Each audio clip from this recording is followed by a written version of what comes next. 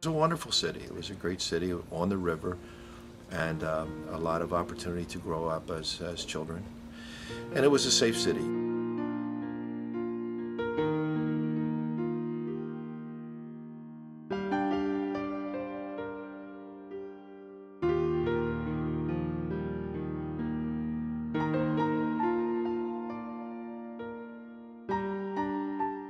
Today, it's a different neighborhood. It's a different city. It's been devastated by a loss of the industries and loss of people.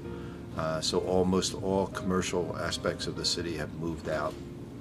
And what is left is the abandoned homes and the abandoned people who can't live anyplace else.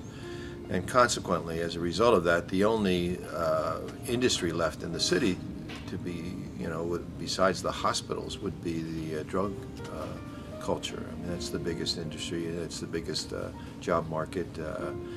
And when kids can't do anything else or go anyplace else, that's where they end up. And it's a trap, in a sense. And people are trapped here because of their education, lack thereof, because of their criminal records or backgrounds like that, because of the lack of abilities for job training and things like that to get out of here.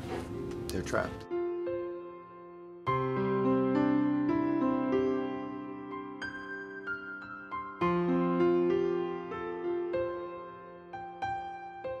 Students come here for a reality check.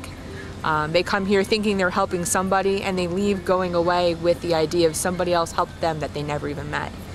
Realizing that what they have, where they grew up, and what is in their lives is so much more bountiful than a child that's growing up in the inner city just because of where you're from.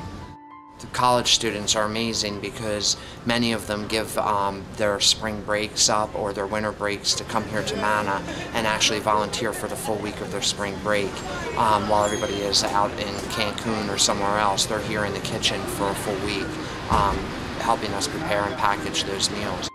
When I choose a college that committed to social justice, I think I was changed for the better. The challenges are different, but the love is not. As people of God and as people of the United States, is that it's a laboratory of what is wrong with us and how we have helped to make it happen and continue to keep it as it is, and how unjust that is for the people who live here. I definitely think this is a great thing to do if you go to a liberal arts school, because it's just, most of us come from different backgrounds. Not many people who attend college come from this type of place.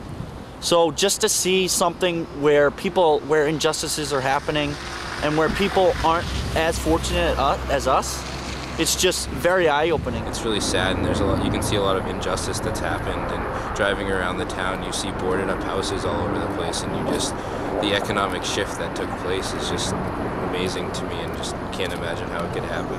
What is unjust about the way Camden exists and how we keep it that way is that structurally we have not permitted, we have not enabled people to move away from this kind of poverty, which in a very real way then recreates or fortifies that poverty for people. So, we have a tendency to blame the poor for who they are and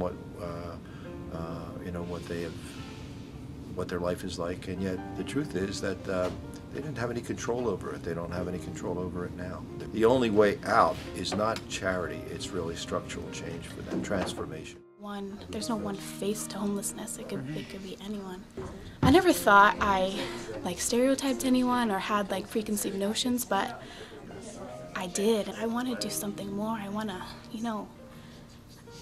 make a difference. This is relevant to my college education because, ever since I was younger, I never really thought about what other people's, what their problems were and stuff, and now I'm realizing I need to get more involved in the community and care more about other people. The purpose of the Romero Center is to give young people in colleges or high schools the opportunity to not just do service for somebody else, because doing service for somebody else oftentimes is an excuse for making ourselves feel good. But to come here and encounter and be present to those who are part of the reality of Camden and poverty in the United States, and to then reflect on that in light of our faith and reflect on it in light of the scriptures, so that it calls us to change. So the end result of being here and the end result of the process, hopefully, is not that you have done anything good or anything heroic for the poor, but you have received what they have done for you.